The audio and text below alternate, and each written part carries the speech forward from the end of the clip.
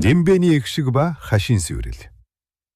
Тэнгэрийн мандал, газар доорх сүмийн агаар мандал, усан мандал мэт долгиолон савлахад, хаш чөтгөр, ваньян, жиний биеийг тойрон босож ирсэн мянган гарт бурхны дүүс, хэсэг хэсгээрээ цуу үсрэн бутарч эхлэв. Холсон лимбэний намуухан аялгав, сүмийн чулуун ханнаас хойж, хорон бүрт улам нүргэнтэй, улам гүн болгож. Хаш чөтгөр зандалтайгаар шүдээ зун, өөрийн кийгээр амилсан хаш бурхны 100 гарыг дуу гарсан зүг рүү нэгэн зэрэг чиглүүллээ. Хэн бэ чи? Миний өхөшгүй мөнхийн хас хаш урсгалыг дууны хөгөөр саатуулж чадна гэж бодоо юу? Химэн өвгөн хаширхад түүний арьс улам тод цагаан өнгөөр гялалзав. Сүүдэр дундаас аажмаар гарч ирсэн хүн бол хөх нөмрөгтэй, урт буурал үсээ толгойн өрөөдөө зангидсан Наяабаатар байлаа. Тэрээр нүдэ анин уруулаас нь салшгүй тэнгэрийн хур лимбэ үлээсээр ваньян жиний зүг чиглэн тайван алхана. Алхан бүртэн түүний хөлийн уул зуураас хөх өнгийн кийгийн долгион газар дэлхийгээр нэг тархаж байв. 9 төгсгөлгүй хөх аялгуу, 3 дугаар нуглаа, садхины гаслан. Лимбэний аялгуу гинтхэн намуухан байснаа өөрчлөгдөж, яг л тал нутгийн ширүүн шуурга мэт эсгэрч эхлэв. Агаар дүүл үзвдэх дууны ирнүүд үүсэж, сүмийн аварга том артан зуут багнуудыг хэдэн хэсэг цуулан хаялаа. Тас, тас, тас. Ваньян жиний мянган хаш гарууд Наяабаатарт хүрэхээс өмнө нөгөөх үл үзэгдэх дууны ирнүүдтэй мөргөлдөн агаар дүүрэн унаж байв. Хаш болон дууны дажгооны мөргөлдөөнөөс үүссэн цохилтын хүч Чинхайн дүүжлэгдсэн байсан хаш гарыг тас цохиж Чинхай газарт сулрам унлаа. Чинхай амьсгалаа хурааж болохгүй. Тэнгэрийн урсгалыг зүрхэндээ тэтг химэн Наяабаатар лимбэ амнаасаа салгалгүйгээр дотоод дууны хүчээр Чинхайн чихэнд шивнэлээ. Хаш чөтгөр өөрийн хамгаалалт нь ийм амархан сэтэрхийг үзээд туйлгүй хилгэнэв. Тэрээр завжин сууж байсан байрлалаасаа босож хамаг дотоод хүчээ баруун нударгандаа төвлөрүүллээ. Түүний баруун гар тэр чихтэй цэвэр, үл нэвтрэх хас хаш чулуу болон хувирч, дотоод кийн сүмийн таазыг цуулах мэт дээш оргилов. Өхөшгүй мөнхийн хас хаш, сүүлчийн цахилт, тэнгэрийн багна бяцлагч. Ваньянжийн агаар төсрөн Наяабаатрын зулааг чиглэн буулаа. Энэхүү цохилт нь Ардан улсын хааны ордны хамгийн дээд үхлийн техник бөгөөд унаж буй газрынхаа 100 асхамдах бүх амьд биетийг шороотой нь хутгадаг уусгал байв. Наяабаатар айдсыг үл мэдэн нүдэ нээлээ. Түүний нүд хөх тэнгэрийн гүн цэнхэр өнгөөр гэрэлтэж тэрээр лимбэ агаар өд чиглүүлв. 9 төгсгөлгүй хөх аялгуу, 7 дугаар нуглаа, луугийн цуурай.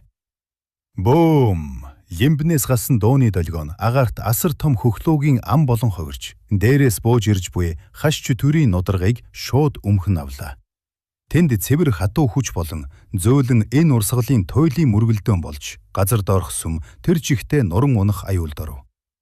Ваньян жиний хашгар Наяабаатрын дууны долгионы жижиргээнд орж, дотоод цөмөөсөө цуурж эхлэв. Жижиргээ түүний судсаар дамжин зүрх рүү тэмүүлж байлаа. Юу гэж хараалтай хүч вэ? Миний хаш биеийг чичрээж байна гэж үү? Химэн өвгөн хашгирч, амнаас нь цагаан туяатай цус олгойдов. Гэвч хаш чөтгөр тиймч амар бууж өгөх дүр биш байлаа. Тэрээр зүүн гараараа сүмийн голд буй луугийн судас усан болор руу зангахад, болроос Ардан улсын бүх газар нутгийн ки эрчим түүний бие рүү асар том урсгалаар цутхан орж ирлээ. Түүний цуурч байсан гар хормын дотор эргэн шулуудаж, Наяабаатрын хөхлөөг шахан доош лууж эхлэв.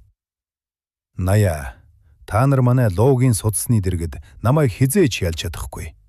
Энэ улсын хүч тэр чихтэй миний ард байна. Химэн Ваньянжийн галзуурсан мэт инээлээ.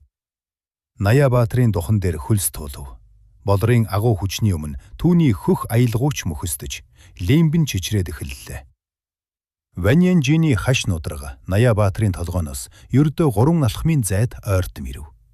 Яг энэ эгзэгтэй үхэл амьдралын зааг дээр сүмийн таазнаас Чинхан илгээсэн нөгөөх сүнсэн мэдээллийн улаан оч буцаж орж ирэх мэт тэнгэрийг зүсэн орж ирлээ. Гэхдээ энэ нь зүгээр нэг оч биш байв. Улаан очийн араас сүмийн таазыг тэр чигтэн зад татна. Жонду хотын дээгүрх шөнийн тэнгэрийг эзэгнэсэн аврах том нүд сохлом хөх луугийн дүрс доош ширтгэн тэр. Тэрхүү луугийн оршихуй газар доорх сүмийг байтугай бүхэл бүтэн Ардан улсын нийслэлийг тэр чигт нь чичрүүлж байлаа. Хаш чөтгөрийн нүдэнд туйлын айдас хөлдөв. Луугийн судас болор хүртэл тэрхүү аварны өмнө айсанда гэрлээ бүдгрүүлж эхэллээ. Наяа Баатар цустай уруулаараа инээмсэглэж, "Вэн Янжин, манай хаан хэдийнэ Жунду хотын хэрмийн гадна ирчихэж, хөх тэнгэрийн хураагуур сэржиглээ. Үнэгэн давааны цусан манан ба 2 дууган эрэгт. Үнэгэн давааны их цөндөр хавцлын орой дээгүүр шөнийн хар үйлс дундаас улаан туяа татна. Энэ нь энгийн нэгэн үүл цайлт биш. Хавцлын ёроолж жагссан Алтан улсын 400 мянга шилдэг цэрэг болон тэднийг тэргүүлж буй тулааны урлагийн дээд маструудын биеэс ялгарах цусан улаан кигийн урсгал байлаа. Давааны ам тэр чигтээ Алтан улсын дотоод хүчний даралтанд автаж, агаар мандал нь хүндэрч, амьсгалахад хүртэл цус амтагдам жихүүн болжээ. Хавцлын ирмэг дээр Алтан улсын их цэргийн эсрэг 2хан мордон зэрэгцэн зогсно. Нэг нь хөх нүмерхтэй, нүдэнд нь хөх тэнгэрийн хязгааргүй уудам орон зай нуугдсан Тэмүүжин хаан. Нөгөө нь гартаа нарийн урт элд барьсан, уруулдаа зэвүүн бөгөөд бардам инээмсэрлэл тодруулсан Жамухагүр хаан. Хэдийгээр таз нутгийн эрх мэдлийн төлөө тэд хагтсан ч харийн дайсны агуу хүчний өмнө тэдний дотоод ки дахин нэгэн зүгт хуйлар нь тэмүүлж байв. "Анди минь элд хурц хэвээрүү" хэмээн Тэмүүжин ураг ширтэнгээ баргил дуугаар асуув. Түүний биеийг тойром хөх хөнгийн цахилгаан оч үсчиж эхэллээ. Жамууха элдээ үе ялэг эргүүлэн эрен дээр нь сарны гэрэлг ялс хэлгэв. "Тэмүүжин, миний элд зөвхөн чиний хүзүүг тасдах гэж ирлээгүй юм. Алтан улсын энэ ялдарсан нохтын цусаар элдэндээ тахилах хийх нь хөх тэнгэрт илүү таалагдах биз." Хавцлын ёроолоос Артем улсын жанжин ган оройт Ван Ян Шилүү агаарт үсрэн гарч ирлээ. Түүний биеэс ялгарах алтан шаргал авар нь хавцлын ханаар нэг цуурайтаж, тэрээр Тэмүүжин Жамууха хоёрын урд агаарт яг л үл үзэгдэх тавцан дээр зогсож буй мэд хөнгөн хөөв. "Тал нутгийн зэрлэгүүдээ, та нар манай Жунду хотын Луугийн судсыг хөндөж, хаш багшийг минь саатуулсан байж болно. Гэвч энэ үнэгэн даваа та нарын болж болох болно. Миний артан шүрэн бамбайг танай тал нутгийн ямар ч хилд нэвтэлж чадахгүй" хэмээн Ван Ян Шилүү архирав. Түүний хоёр алрыг нээхэд хавцлын амийг тэр чигт нь хаасан асар том артан бамбай кигээр амилж басв. Тэмүүжин гүнзгий амьсгаа авлаа. Түүний зүрхний лухшилт бүрт үнэгэн давааны чулууд чичирч, хөх тэнгэрийн гүнээс асар том хөхлөөгийн дүс боом ирж, түүний баруун гарын элдэнд хуйлран шингэв. Хөх тэнгэрийн хураагуур, тэнгэрийн гисгээлт. Тэмүүжиний элд тэр чигтээ орон зайг урах хөх гэрлийн туйл болон ховирлаа. Тэрээр урагшныг алхахад газар хагарч, түүний бие дууны хурднаас тавж, Ван Ян Шилүүгийн зүг харван одлоо. Яг тэр агшинд Жамуухач бас хөдлөв.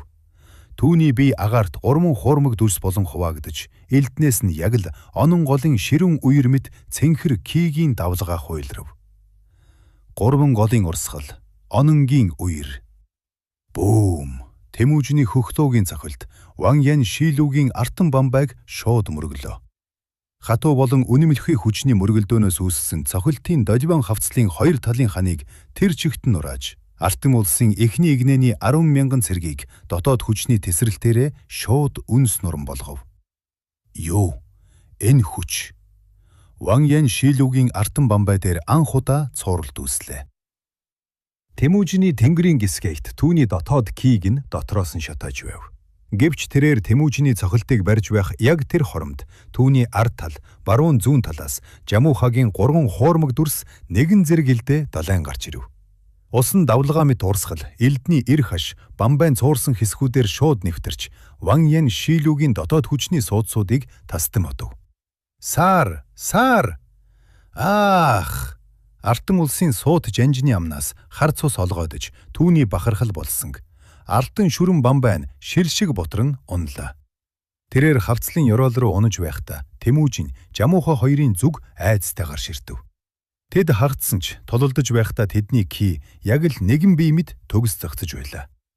Ван Ян Шилүү газар тунахтай зэрэгцэн үнэгэн давааны ёроолд байсан Артем улсын 400 мянган цэрэг жанжныхаа сүрлийг үзээд айдсан дагтаж тэдний улаан манан авра сарнин алга болов.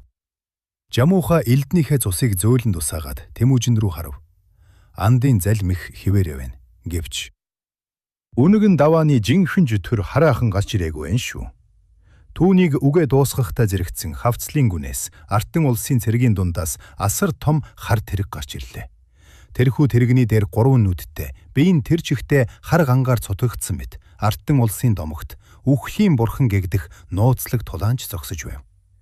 Түүний гартаа барьсан аврах том төмөр шийдэм газарт хүрэхэд үнэгэн даваа бүхэлдээ 2 хэсэг болом хуваагдаж тэдний зогсож байсан хавцлын орой нурж эхэллээ.